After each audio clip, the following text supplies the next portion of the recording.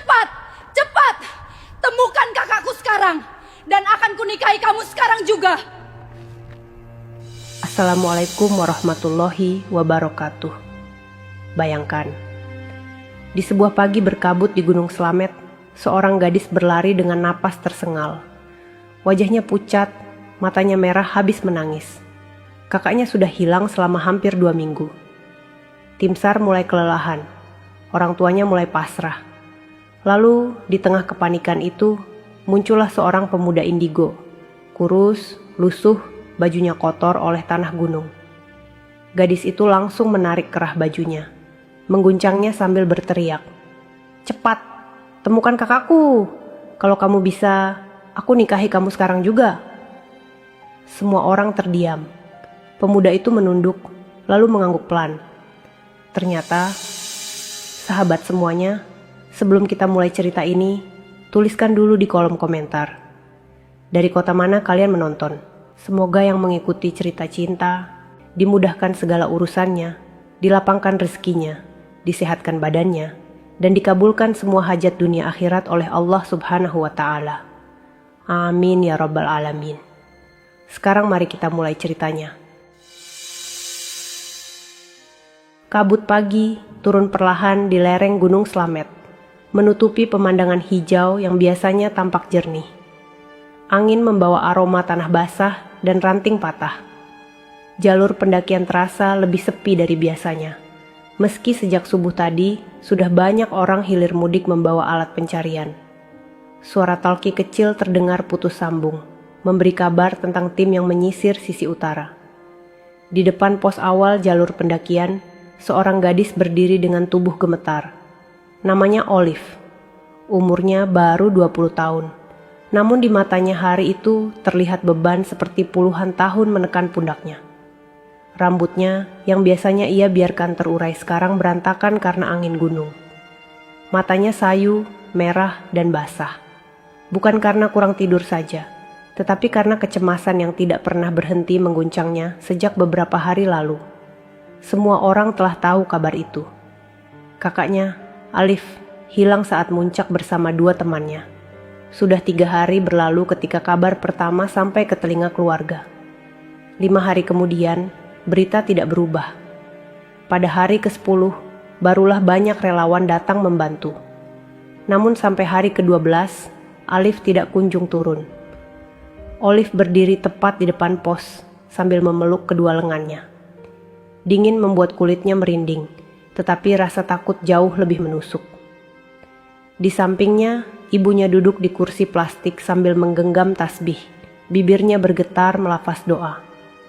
Ayahnya mondar-mandir tanpa arah, menatap jalur pendakian, seolah berharap Alif muncul begitu saja dari balik kabut. Semua orang terlihat putus asa.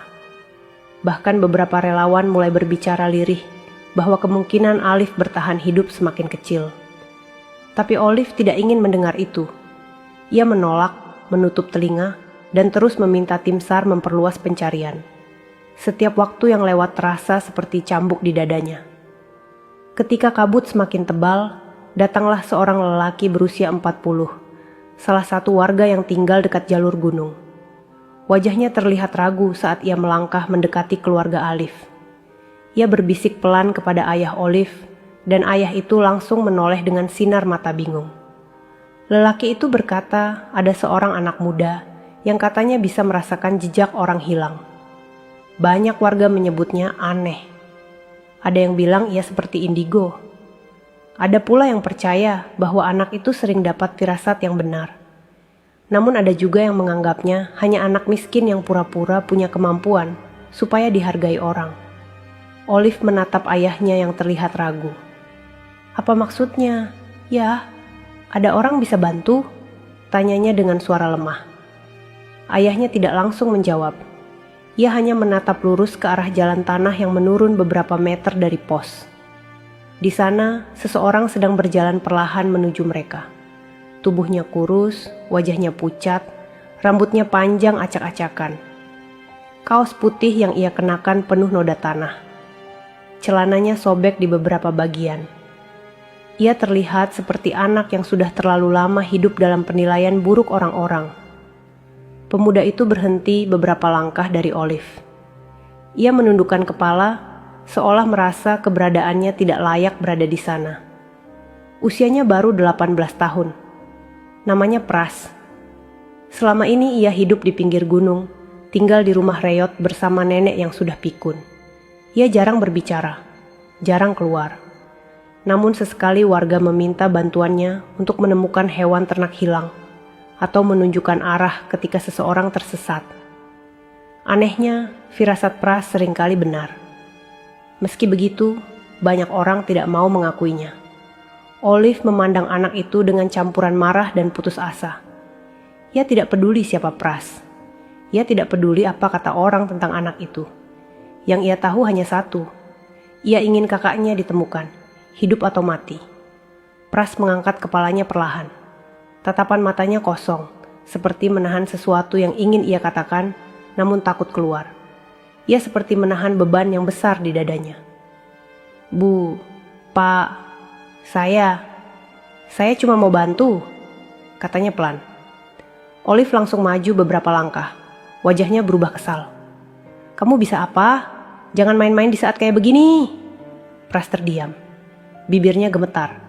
Ia terbiasa dimarahi orang, tetapi nada suara Olive membuatnya mengerutkan kening. Di mata gadis itu ada ketakutan yang sangat dalam. Aku cuma merasa dia belum jauh dari jalur timur, kata Pras dengan suara pelan. Olive memegang kerah bajunya dan mengguncangnya keras. Tubuh Pras yang kurus hampir terlempar. Kalau kamu cuma mau ngomong kayak gitu, jangan datang. Kalau kamu memang bisa, temukan kakakku. Sekarang, cepat. Napas Olive tersengal, dadanya naik turun. Tangannya bergetar saat memegang baju Pras. Pada detik itu, seluruh emosinya meledak tanpa kontrol. Ia tidak peduli siapapun sedang menonton. Sosok tim SAR yang sedang lewat berhenti melihat adegan itu. Beberapa relawan terkejut. Ayah Olive mencoba menahan anaknya, tetapi gadis itu sudah terseret oleh rasa takut dan putus asa. Olive berteriak keras, suaranya pecah di udara dingin. Temukan kakakku, kalau kamu bisa, aku nikahi kamu sekarang juga. Aku tepati itu, cepat. Pras membeku, matanya membesar mendengar ucapan itu. Ia menelan ludah. Janji semacam itu bukan sesuatu yang ia bayangkan akan keluar dari mulut perempuan manapun, apalagi perempuan seperti Olive. Tim SAR terdiam. Beberapa warga saling pandang. Ayah Olive hanya bisa menutupi wajahnya dengan kedua telapak tangan. Olive melepaskan genggamannya dan mendorong Pras mundur. Matanya masih berkaca-kaca. Kalau kamu memang punya kemampuan itu, buktikan. Pras memegang dadanya, berusaha menenangkan napasnya yang bergetar. Tanpa menjawab apapun, ia menutup mata perlahan. Seolah ada sesuatu yang bergerak di dalam dirinya.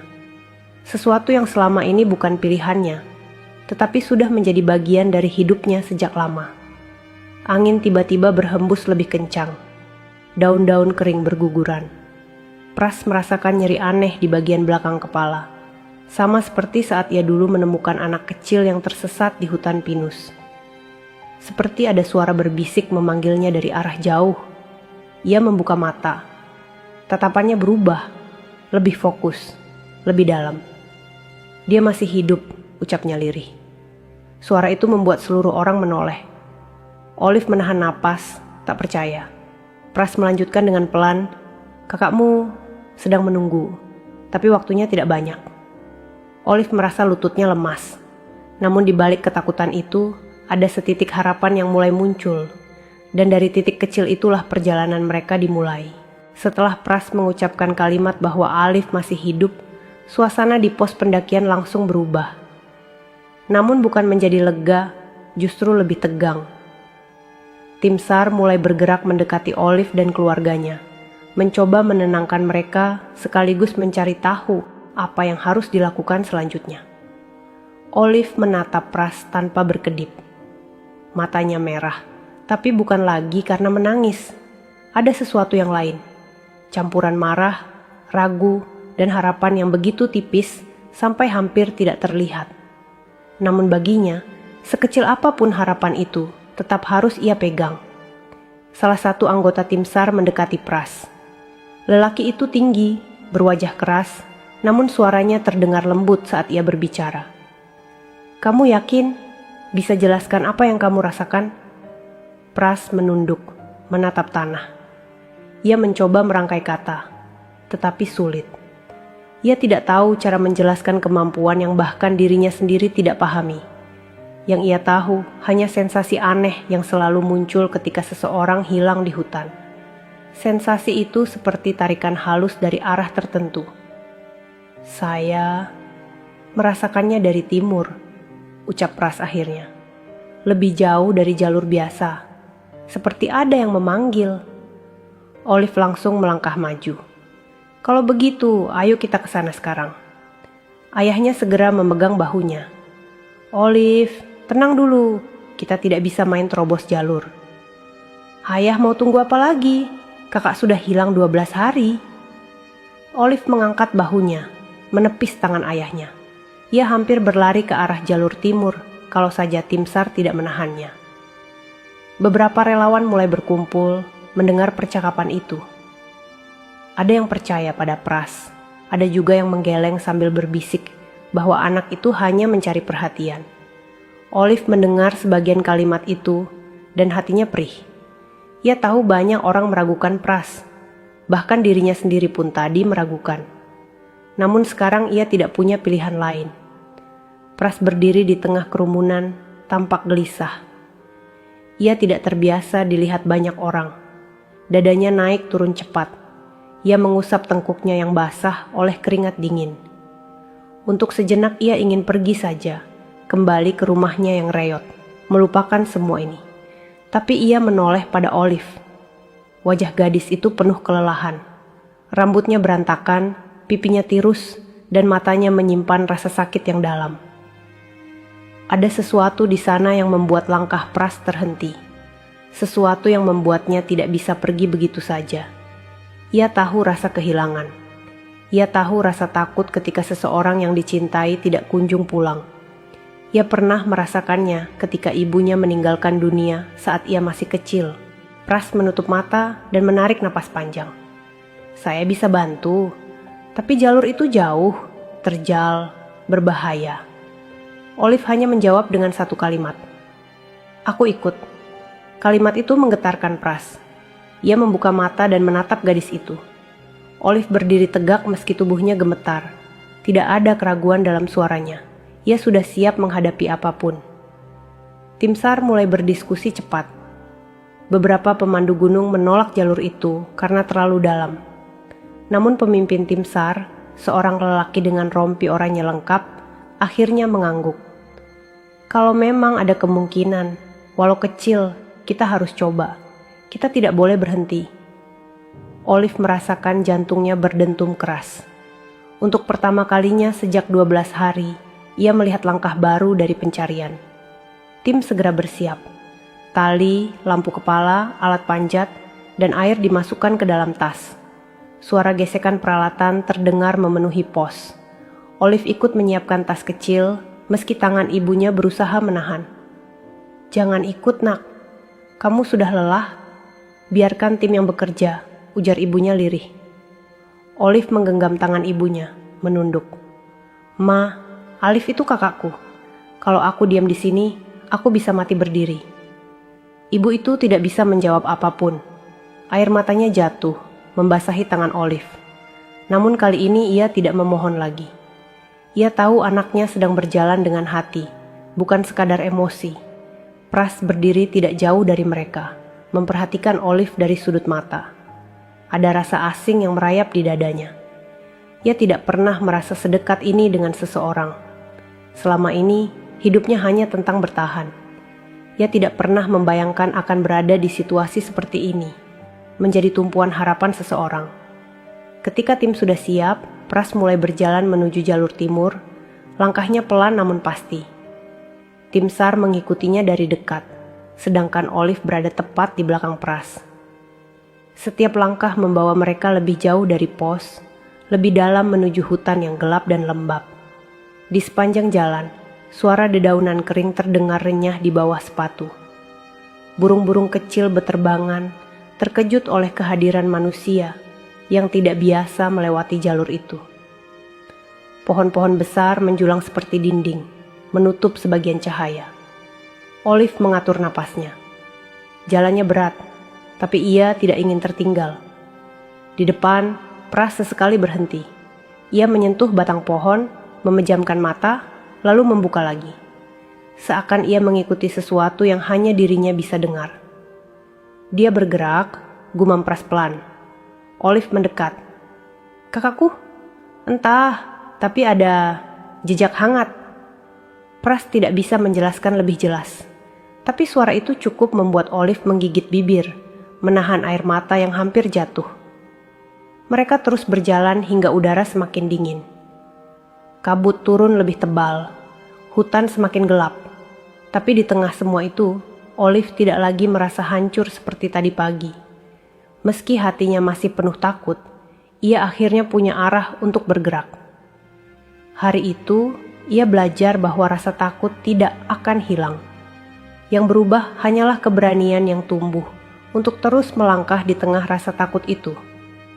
Dan perjalanan mereka baru saja dimulai. Langkah mereka semakin masuk ke hutan yang gelap. Pohon-pohon besar menjulang rapat, membuat sinar matahari hanya masuk sebagai garis-garis tipis di tanah lembab. Di depan, Pras berjalan dengan gerak hati-hati, seperti mendengar sesuatu yang orang lain tidak bisa dengar. Setiap beberapa meter ia berhenti, memegang pohon, atau sekadar memejamkan mata untuk merasakan sesuatu yang hanya ia pahami sendiri. Olive memperhatikan punggung Pras. Tubuh pemuda itu kurus, bajunya kotor penuh noda, dan rambut panjangnya menutupi sebagian wajah. Tapi setiap gerakan kecilnya menunjukkan bahwa ia sedang menanggung beban yang besar. Bukan hanya beban pencarian, tapi juga beban penilaian orang-orang yang sejak dulu selalu meremehkannya. Di belakang mereka, tim SAR menjaga jarak aman. Mereka tidak ingin mengganggu Pras, meski sebagian dari mereka masih ragu. Dua dari anggota tim terlihat berbisik, seolah membicarakan apakah benar anak seperti Pras bisa menjadi kunci pencarian ini. Namun Olive tidak peduli lagi akan itu. Yang ia lihat hanya satu, Pras benar-benar berusaha. Dan itu lebih dari cukup untuk membuatnya tetap berjalan. Pras berhenti lagi di sebuah persimpangan kecil. Jalur makin sempit, hanya cukup satu orang untuk lewat. Cabang-cabang kering menempel di baju mereka. Pras menyentuh tanah dengan ujung jari, lalu bergumam pelan. "Dia lewat sini, tapi ada yang aneh." Olive mendekat, suaranya pelan. "Apa maksudmu aneh?" Pras menggeleng perlahan. "Seperti ada 2 langkah. 1 langkah kakakmu, 1 lagi langkah seseorang atau sesuatu yang mengikutinya. Bukan jejak hewan." Anggota tim SAR terkejut, tapi Pras tidak menatap mereka. Firasatnya mengalir terlalu kuat untuk ia pedulikan reaksi orang lain. Olive menggenggam tali tasnya erat. "Kakakku sendirian saat itu. Temannya turun duluan karena kakakku mau foto di puncak lebih lama. Siapa yang mengikutinya?" Pras tidak menjawab. Ia hanya berdiri diam sambil menatap jauh ke dalam hutan. Ada sesuatu yang membuat tengkuknya dingin. Bukan karena cuaca, tapi karena sensasi yang muncul mendadak, seperti desakan yang ingin ia hindari. Ia memaksakan tubuhnya bergerak lagi. "Kita lanjut, jangan berhenti." Mereka berjalan melewati jalur yang makin curam. Akar-akar besar menjadi pijakan. Sementara tebing kecil di samping mereka mulai terlihat. Tanah licin membuat langkah mereka harus lebih hati-hati. Keringat jatuh dari wajah Pras. Napasnya makin berat. Tapi ia tidak berhenti. Sesuatu di dalam dirinya terus memaksanya maju. Suara itu, atau apapun itu, seolah memanggilnya lagi dan lagi. Sambil berjalan, kenangan lama tiba-tiba muncul di benaknya. Saat ia masih kecil, sekitar umur 9, ia pernah tersesat di hutan saat mencari kayu bakar. Tiba-tiba ia mendengar suara perempuan memanggil namanya. Suara itu membimbingnya hingga ia keluar dari hutan. Tapi ketika ia menceritakan hal itu pada orang-orang, mereka justru menertawakannya. Ada yang berkata ia berhalusinasi. Ada juga yang bilang ia kerasukan. Sejak itu, Pras memilih diam setiap kali firasat aneh muncul. Ia hidup seadanya, hanya ditemani neneknya yang semakin tua. Orang-orang di desa memandangnya sebagai anak aneh yang tidak jelas tujuan hidupnya. Banyak yang membentaknya ketika ia sekadar lewat. Namun hari ini, ia di sini, menjadi bagian penting dari pencarian. Walau ia tidak pernah meminta posisi itu. Olive melihat betapa berat langkah Pras. "Kamu capek?" tanyanya dengan suara lembut. Pras menggeleng, tapi tubuhnya sedikit goyah. "Tidak, hanya kepala berat." Olive menatapnya lama. Untuk pertama kalinya sejak pertemuan mereka di pos, ia merasa bersalah. Tadi ia mengguncang Pras, menghina kemampuan yang bahkan dirinya sendiri tidak pahami. Tapi pemuda ini tetap berjalan, tanpa keluhan, demi mencari seseorang yang bahkan tidak ia kenal. "Terima kasih sudah mau bantu keluargaku," ujar Olive pelan. Pras berhenti sejenak, terkejut mendengar itu. Ia tidak ingat kapan terakhir kali seseorang mengucapkan terima kasih padanya. Ia menoleh sedikit, wajahnya menunjukkan kebingungan. "Aku hanya ingin bantu, itu saja." Olive menunduk, menyembunyikan rasa bersalah yang makin dalam. Ia tidak tahu kenapa, tapi kata-kata Pras yang sederhana itu membuat dadanya terasa hangat. Mereka melanjutkan perjalanan. Setelah hampir 1 jam menyusuri jalur sempit, Pras tiba-tiba berhenti mendadak. Dadanya naik turun cepat, tangannya bergetar. Di depan mereka ada celah tebing kecil yang tertutup oleh semak rimbun. "Di sini," ucap Pras lirih. Tim SAR langsung mundur sedikit, memberi ruang. Pras memegang dadanya, seolah menahan sesuatu yang menekan dari dalam. Pandangannya kosong beberapa detik, kemudian ia membuka mata lebar-lebar. Sesuatu terjadi di sini, sangat kuat. Olive merasakan tubuhnya melemah. Ia memegang bahu Pras untuk menjaga keseimbangannya. "Kakakku." Pras menatap semak rimbun itu. Dia melewati sini, tapi ada saat dia berlari, bukan jalan, seperti melarikan diri. Olive menutup mulutnya dengan tangan, menahan isak kecil. Ia merasakan dunia seperti berputar. Olive tidak pernah berlari di gunung tanpa alasan kuat. Pras kemudian menunduk, meletakkan tangan di tanah. Tanah itu dingin, tapi ia merasakan getaran tipis. Seperti sesuatu menarik perhatiannya dari balik lembah. Ia mengangkat kepala pelan. Dari sini jalurnya turun. "Sangat curam. Kita harus hati-hati," ucapnya pelan. Tim SAR mulai menyiapkan tali dan alat turun. Mereka tahu jalur ini berbahaya, tapi tidak ada pilihan lain. Olive memandang Pras dengan mata bergetar. "Kamu yakin ini arah yang benar?" Pras menatap jauh ke lembah di depan mereka. Kabut bergerak pelan seperti tirai yang membuka jalan. Firasat itu kembali muncul, lebih kuat dari sebelumnya. Ia menelan ludah. Dia menunggu, bisiknya pelan. Dan dengan keyakinan itu, mereka melangkah masuk ke jalur yang belum pernah dijamah siapapun selama pencarian. Celah tebing yang tertutup semak itu tampak seperti jalur mati bagi orang biasa. Tanahnya curam dan lembab. Ranting-ranting patah terlihat menumpuk, seolah tidak pernah ada yang lewat dari sana. Namun Pras berdiri tepat di depannya.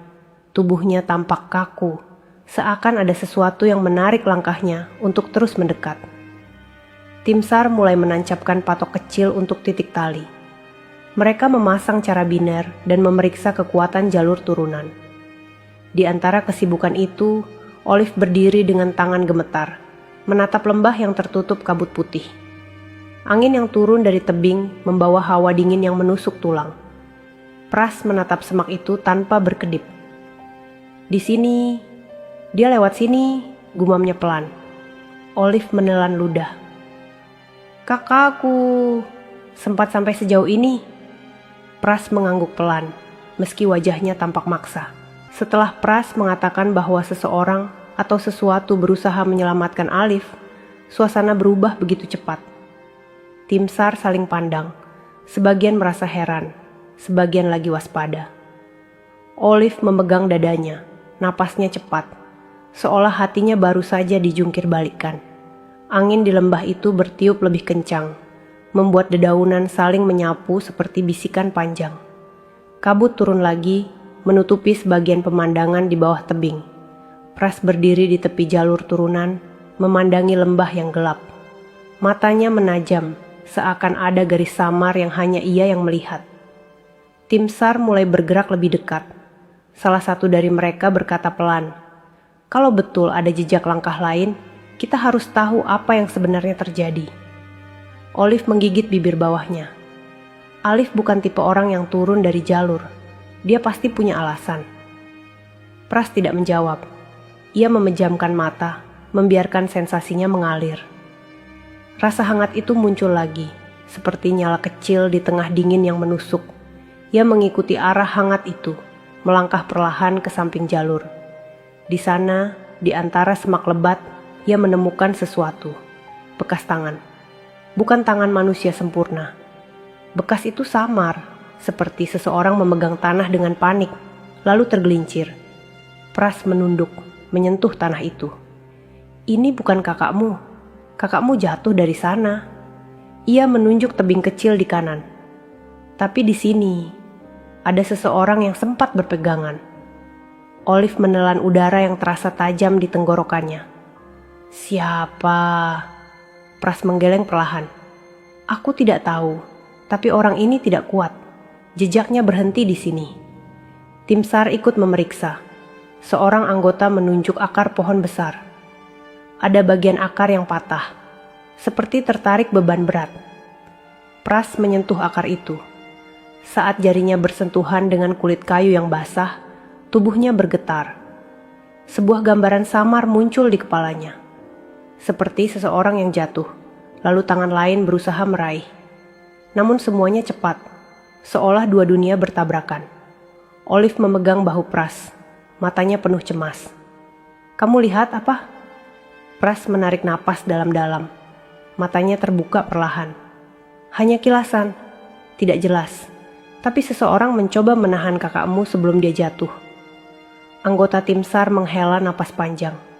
Siapapun orang itu, dia hilang juga, atau sudah turun lewat jalur lain. Olive menggeleng keras. Tidak. Kalau dia turun, dia pasti lapor. Tidak mungkin dia diam saja. Pras menatap Olive.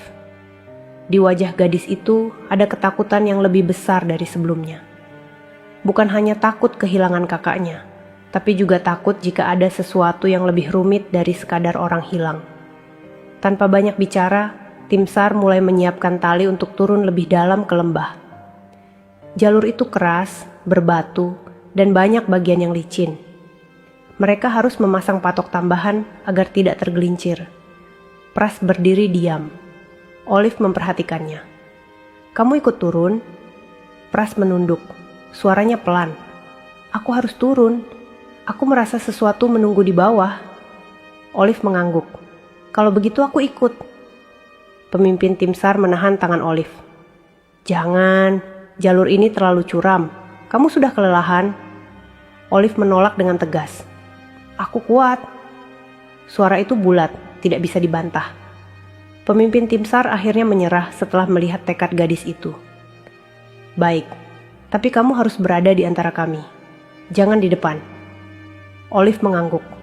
Dengan hati-hati, satu persatu turun ke lembah. Langkah kaki mereka menimbulkan suara kecil di antara bebatuan. Akar pohon menjadi pegangan, sementara tali menahan tubuh agar tidak jatuh. Di tengah turunan, Pras merasakan sesuatu merayap di kulitnya, seperti hawa dingin yang naik dari tanah lembah. Ia menarik napas, menatap ke bawah. Kabut makin tebal, seperti ada yang menunggu dalam diam. Olive melihat raut wajah Pras tegang. "Apa kamu baik-baik saja?" Pras mengangguk kecil, meski jelas ia menahan sesuatu. "Aku hanya merasakan tekanan. Semakin dekat kita, semakin kuat." "Tekanan apa?" tanya Olive lirih. "Tersesat, takut, tapi masih hidup," jawab Pras pelan. Langkah mereka semakin dalam. Di dasar lembah kecil, tanah lebih lembab, lumut tebal menutupi batu-batu besar. Akar pohon menjuntai dari tebing atas, seperti tali-tali yang putus. Salah satu anggota SAR mengangkat tangannya, memberi isyarat berhenti. Ada sesuatu di sana. Mereka semua menoleh. Di balik tumpukan batu dan akar, terdapat sobekan kain. Kain outdoor berwarna biru tua. Olive langsung mengenalinya. Itu warna jaket Alif. Olive hampir berlari, tapi Pras memegang lengannya cepat. Pelan, kita tidak tahu kondisinya. Olive menahan napas, matanya mulai berkaca-kaca lagi. Pras mendekati sobekan kain itu. Ia menyentuhnya perlahan, dan sesuatu menghantam kepalanya dari dalam. Sebuah gambaran cepat, seseorang yang merosot jatuh, tangan berusaha meraih akar, kemudian suara napas berat. Gelap. Lalu seseorang lain muncul samar, berusaha menahan tubuh itu sebelum semuanya runtuh. Pras memegang kepalanya, terengah. Olive memeluk lengannya. Hei, apa yang kamu lihat? Butuh beberapa detik sampai Pras bisa bicara lagi. Suaranya lemah namun jelas. Dia jatuh di sekitar sini. Tapi dia masih bergerak setelah itu. Dia merangkak, mencari tempat berlindung. Tim SAR langsung bersiap mengikuti arah yang ditunjuk Pras. Namun sebelum mereka melangkah, Pras tiba-tiba menoleh ke sisi kiri lembah. Matanya membesar. Ada sesuatu di sana, katanya pelan. Apa? Tanya Olive cepat. Pras menunjuk akar besar yang menjuntai rendah. Ada bekas tangan, bukan kakakmu, tapi tangan seseorang yang lebih kecil, seperti anak remaja. Tim SAR saling pandang. Olive menatap Pras. Anak remaja? Dari mana? Pras menggeleng. Aku tidak tahu, tapi jejaknya dekat dengan kakakmu. Anggota SAR yang lain menambahkan. Kalau ada 2 orang hilang, kenapa tidak ada laporan lain? Olive merasa dadanya dingin. Ia menatap kabut lembah yang seakan menyimpan rahasia. Pras menunduk, lalu mengangkat wajah perlahan. Siapapun dia tidak mau kamu tahu, ucap Pras pelan. Dan dari sana, perjalanan itu berubah lebih dalam dari sekadar pencarian. Dasar lembah itu terasa seperti dunia yang terpisah dari atas sana. Hening, lembab, dan membawa aroma tanah basah yang berat.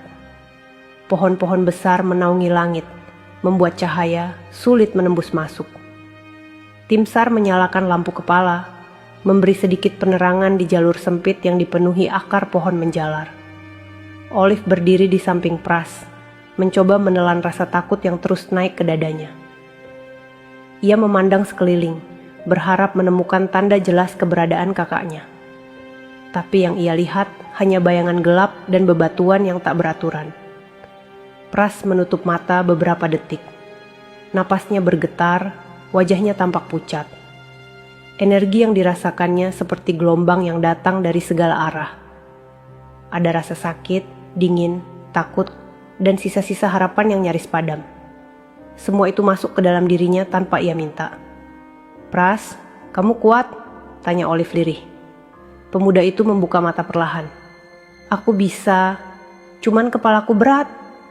Olive ingin menahan bahu Pras, tapi mengurungkan niat. Pras terlihat berusaha sekuat tenaga menahan semua dorongan dari dalam dirinya.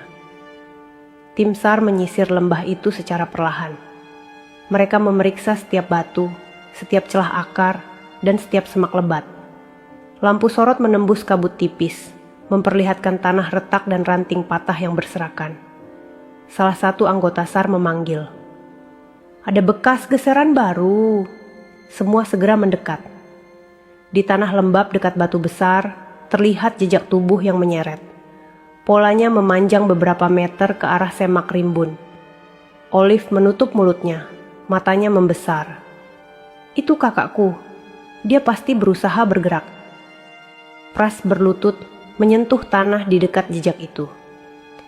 Saat jarinya menyentuh lumpur, sensasi kuat menghantam kembali. Ia melihat kilasan samar. Seseorang terbaring, berusaha mendorong tubuhnya, napasnya berat dan putus-putus. Lalu tangan lain menahan pundaknya, memberi dorongan kecil ke arah samping. Pras menarik tangannya cepat. Dadanya sesak. Olive langsung mendekat. "Kamu lihat apa lagi?" Butuh waktu beberapa detik hingga suara Pras keluar. Dia tidak sendirian ketika menyeret tubuhnya. Olive menggigil. Siapa orang itu? Kenapa dia tidak muncul? Pras menggeleng. Tidak yakin. Aku tidak tahu. Bayangannya samar. Seperti sosok remaja. Tim SAR mulai melanjutkan penyisiran ke arah jejak memanjang itu. Semakin jauh mereka masuk, semakin terasa hawa dingin yang menusuk. Seolah lembah itu menyimpan sesuatu yang tidak terlihat oleh mata biasa. Langkah mereka berhenti ketika sampai di sebuah cekungan kecil yang tertutup akar pohon besar. Akar itu menjuntai seperti tirai alami, menciptakan ruang kecil di bawahnya. Lampu kepala menyinari rongga itu. Ada sesuatu di dalamnya.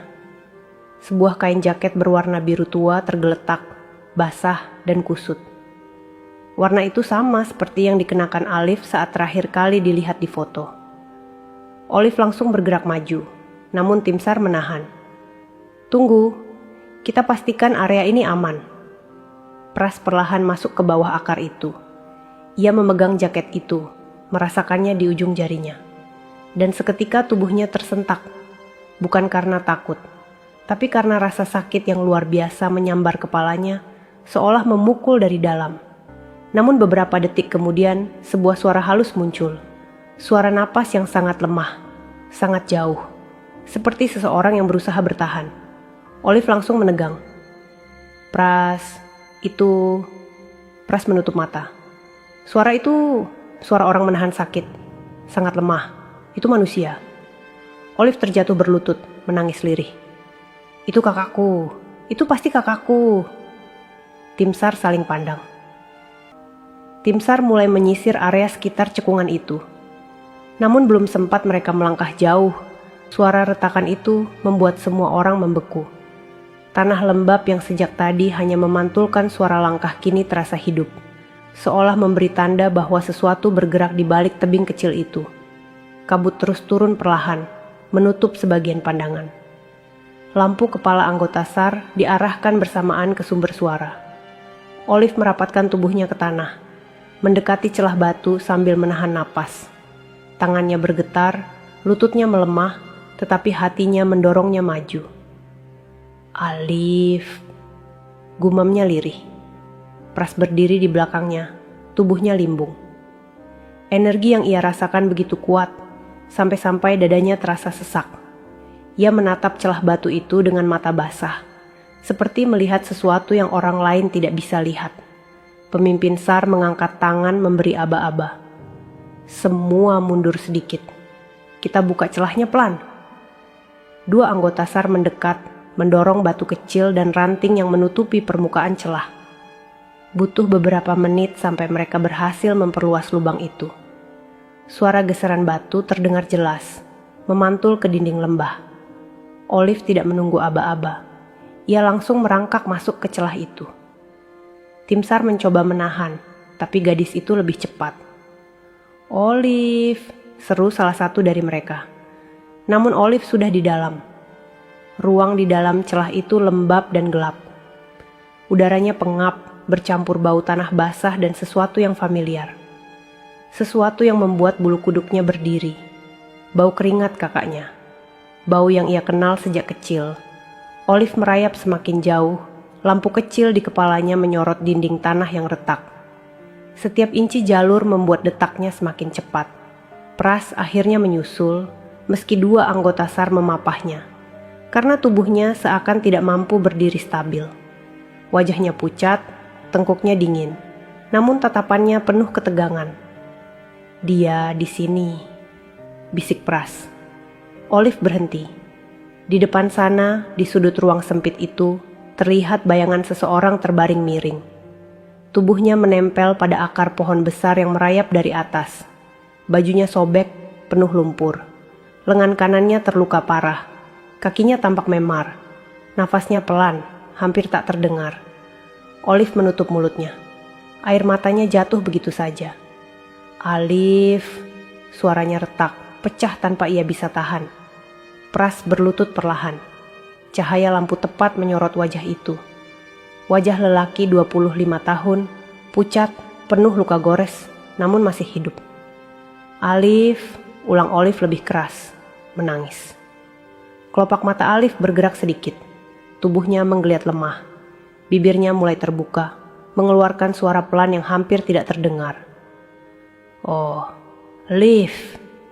Olive merangkak cepat ke arahnya, memeluk bahu kakaknya yang lunglai. Ya Allah, Alif, aku di sini. Suaranya pecah dan mengguncang seluruh lorong sempit itu. Alif mencoba tersenyum, meski penuh rasa sakit. Tangan kirinya yang masih kuat terangkat sedikit, mencoba menyentuh wajah adiknya. Terlambat, ya, kalau kamu nangis terus, ujarnya lemah. Olive menangis lebih keras. Tim SAR masuk perlahan, memberi ruang sebisanya. 2 dari mereka langsung mengecek denyut, napas, dan luka yang dialami Alif. Oksigen portabel disiapkan, sementara yang lain mengambil perban dan selimut termal. Pras mundur perlahan, duduk bersandar pada dinding tanah. Napasnya tersengal dan matanya setengah kosong. Saat melihat Alif bernapas, tubuhnya mendadak terasa ringan, seolah beban berhari-hari yang menghimpitnya tiba-tiba runtuh. Namun di saat itu juga, sensasi lain muncul di kepalanya. Kilasan cepat lagi, bayangan Alif terjatuh, bayangan seseorang memegang pundaknya, bayangan tangan kecil ikut menopang tubuhnya, bayangan sosok samar yang berdiri di belakang Alif tepat sebelum batu runtuh. Pras membuka mata mendadak. Olive menoleh melihat reaksi itu. Pras, kamu kenapa? Pemuda itu memegang dadanya. Ada sesuatu lagi yang aku lihat. Sebelum Olive sempat bertanya, suara Alif terdengar sangat pelan. Dia hitam, bayangannya kecil seperti anak. Semua orang menoleh. Olive membeku. Pras membeku. Tim SAR saling pandang. Alif membuka mata sedikit lebih lebar, menatap langit-langit tanah. Ada seseorang yang dorong aku. Waktu tebing runtuh, dia selamatin aku. Olive menatap kakaknya tanpa berkedip. Siapa? Siapa, Kak? Alif menggeleng pelan. Wajahnya mirip. Ia berhenti. Napasnya berat. Olive mendekat. Mirip siapa? Alif memejamkan mata. Suaranya lemah namun jelas. Mirip dia, ujarnya sambil menggerakkan dagunya ke arah Pras. Semua tubuh seakan membeku. Olive menatap Pras dengan mata melebar. Pras memandang Alif, bibirnya gemetar. Ia sendiri tidak paham apa maksudnya. Anggota SAR terdiam beberapa saat sebelum langsung fokus menolong Alif keluar dari celah itu. Mereka menyiapkan tandu lipat, memeriksa jalur, dan mulai memindahkan tubuh Alif dengan sangat hati-hati. Namun Olive tetap menatap Pras. Kenapa wajahmu? Tanyanya lirih. Pras menunduk. Suaranya pelan seperti takut mendengar jawabannya sendiri. Aku juga melihat sosok itu. Tapi bayangannya tidak jelas. Olive merapatkan tubuhnya ke Pras. Kamu mungkin tahu lebih dari yang kamu kira. Pras menggeleng bingung. Aku tidak tahu apa-apa, tapi matanya tidak bisa bohong. Ia takut, bukan pada hutan, bukan pada lembah, bukan pada gelap. Ia takut pada sesuatu yang ia rasakan di dalam dirinya sejak kecil. Saat Alif akhirnya berhasil dikeluarkan dari celah batu itu, seluruh tim bersiap membawa tandu ke jalur aman. Namun sebelum mereka pergi, Alif memanggil pelan. Pras, makasih. Pras tersentak, menahan napas. Alif melanjutkan dengan suara serak. Kalau kamu tidak datang, aku mati. Air mata jatuh dari mata Pras tanpa ia sadari. Itu kali pertama seseorang mengucapkan terima kasih padanya. Dengan sungguh-sungguh. Dan detik itulah, takdir mereka berubah. Sahabat semuanya, itulah akhir dari cerita kita hari ini. Semoga kisah tadi bisa menjadi pelajaran hidup yang berarti untuk kita semua. Sebelum video ini ditutup, kalau sahabat suka dengan cerita seperti ini, jangan lupa klik tombol suka, bagikan ke teman-teman. supaya sahabat tidak ketinggalan cerita-cerita menarik dan penuh makna lainnya. Terima kasih banyak atas waktunya. Wassalamualaikum warahmatullahi wabarakatuh.